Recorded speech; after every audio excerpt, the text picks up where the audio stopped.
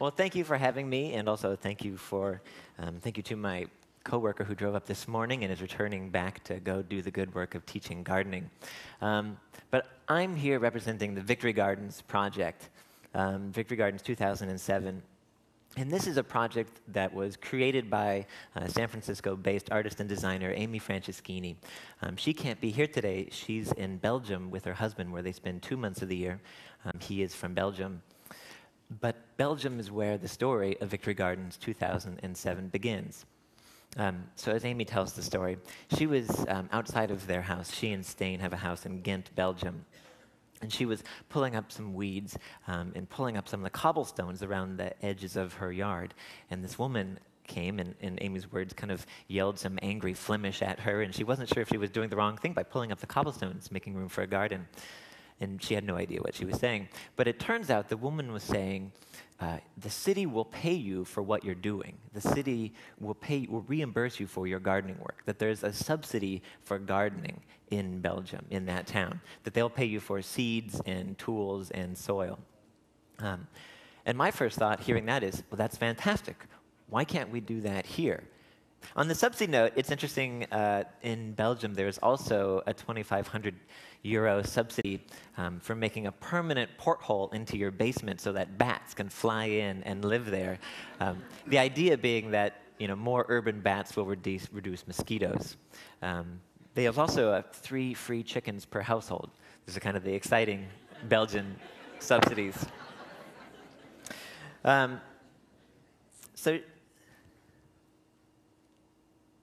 So Amy is an artist, and like many artists today, they take as their kind of subject problems in the world around them.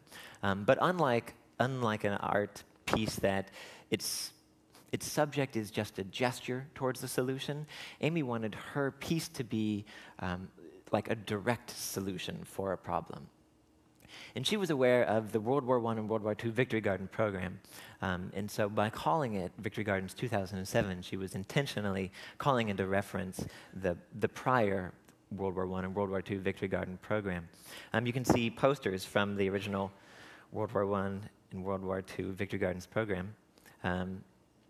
Some of them pretty filled with propaganda. So what was the original Victory Gardens program? It was an effort during World War I and World War II to alleviate pressures on the domestic food supply. A lot of food was being sent overseas, both for our soldiers, but to alleviate pressures on the European food shortages. So the United States government called on citizens to grow food at home. San Francisco, incidentally, had one of the best home gardening Victory Garden programs in the country. And this is a picture of a Victory Garden in Golden Gate Park. And this one we like quite a lot is a picture of a Victory Garden in front of City Hall in San Francisco. Amy really wanted the city to be a part and offer a subsidy of gardening. She thought that would be really the key, and if we could get that, that would be a great success. But gardening, calling on all of your citizens to do gardening at home, it sounds kind of cute. Like what effect can it really have? Well, in 1943, 20 million gardens were producing 8 million tons of food, which collectively represented 40% of the domestic food supply. And I think that's rather significant. So how did we transition this into real life? Like, how does this art piece become a real life project? In San Francisco, the city government did a study to see the total amount of residential open space. Like, if you exclude, city gardens and big parks and hospitals and things like that, residential open space, how much is there? 1,822 acres. Now, we're not calling on people to pull up their trees and all of their landscaping, not at all. But I think by using a small amount of each yard for growing some food, it can have a really big effect. and in speaking that, I'm reminded of the early recycling arguments of, like, well, one can, what difference can it really make? Well, one can again and again and again with each one of us makes a huge difference. So this is the beautiful skyline of San Francisco. But Amy chose to have the title Victory still in the garden, unlike some people who wanted to call it Happy Gardens. She really wanted it to be Victory Gardens 2007. And she was clear that she was redefining victory. So in the World War I and World War II Victory Gardens, victory was winning the war.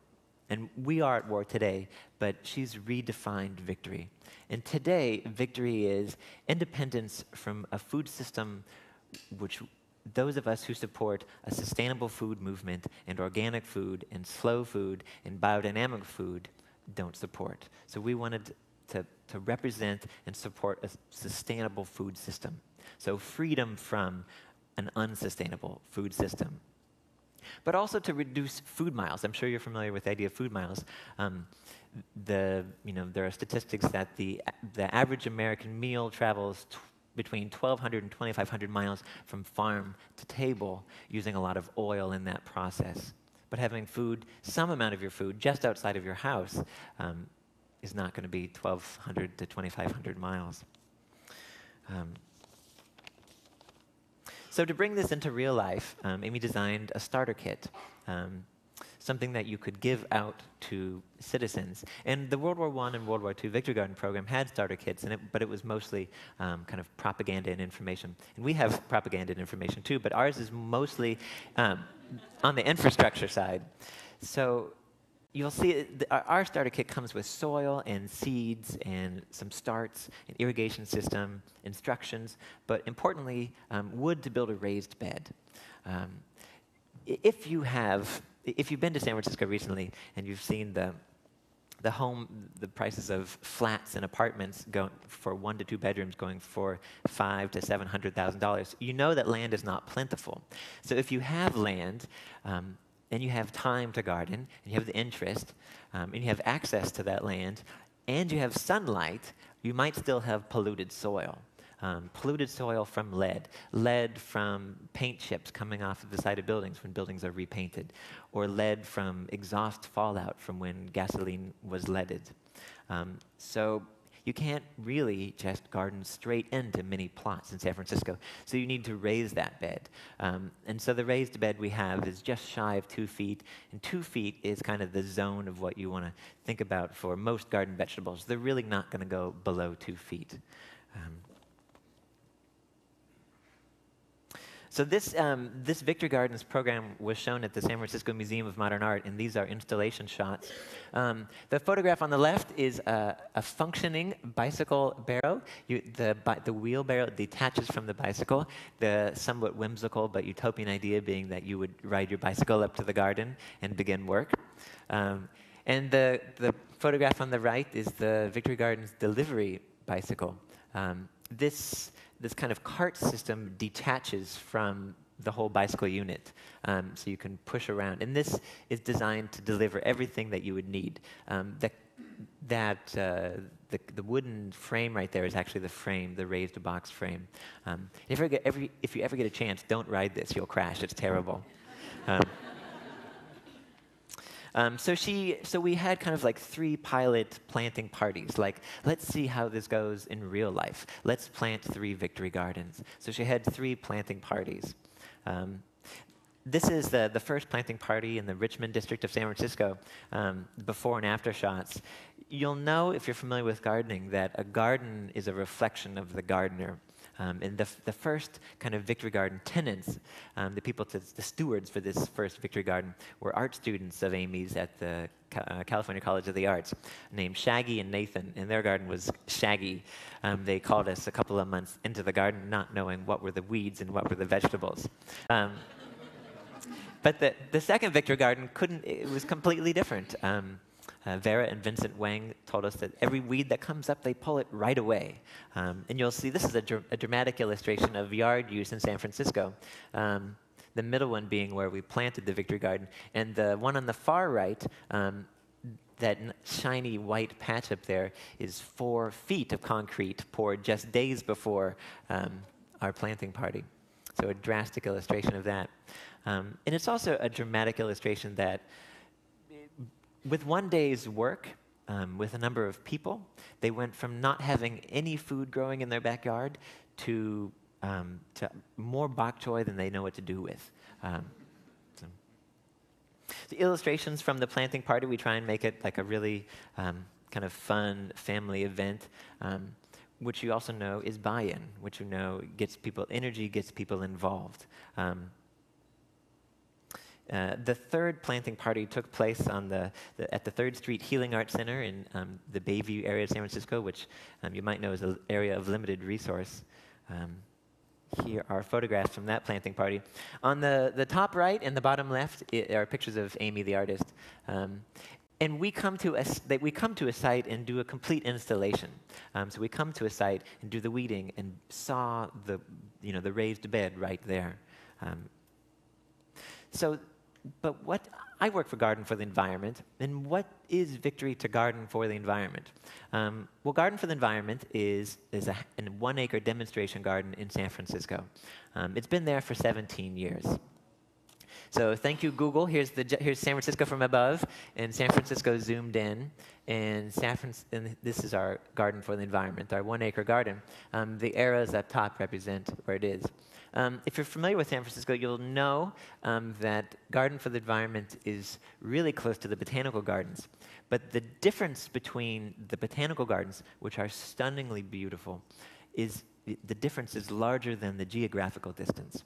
At the botanical gardens, you walk through at eye level, just like you walk through the city. You experience the city typically at eye level, but not at our garden. At our garden, you experience it with your hands. The idea is to get your hands dirty and learn skills.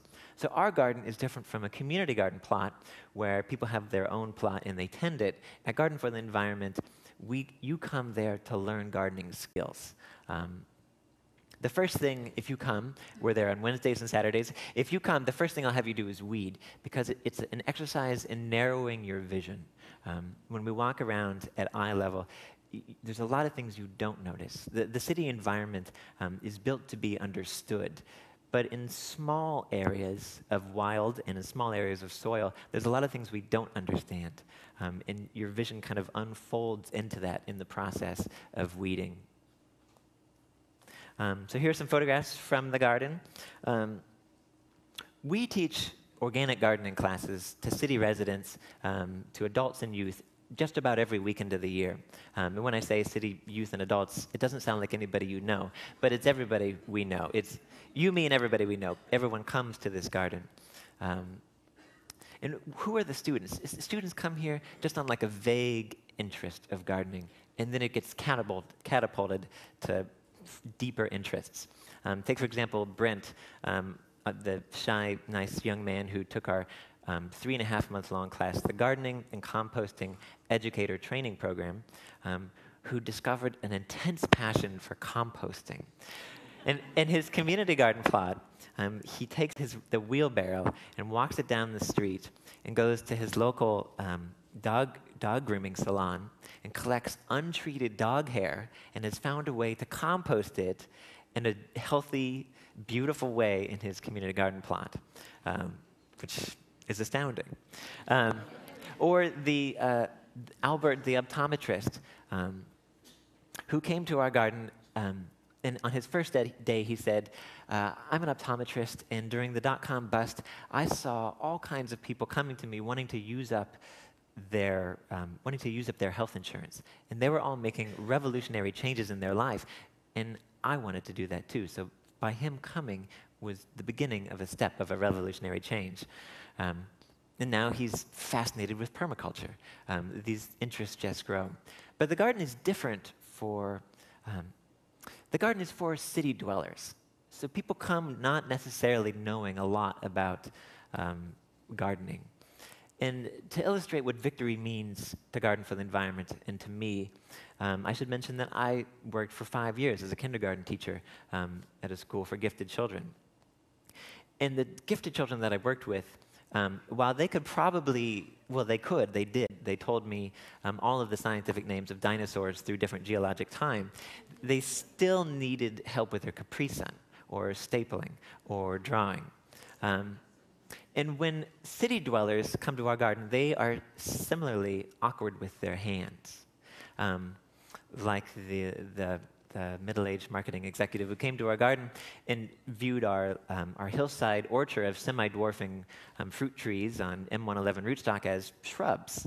I think coming to the garden is enabling residents of the city to have a structured and supported relationship with the unknown, which is frequently uncomfortable in San Francisco. More students from the Gardening and Composting Educator Training Program.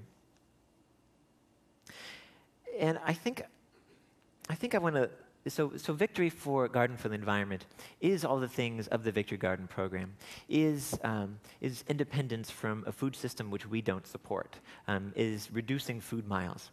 But further, for us, it's an increased awareness of nature in a place where there's not a lot of nature. It's enabling a relationship with nature that is going to allow mystery into their understanding of plants, thus elevate the value of food. And that's what we're going for. And I'll leave you with a quote that is frequently repeated in foodie circles, and that is that humanity, despite all of its trappings, still depends on 6 inches of topsoil and the fact that it rains. Thank you.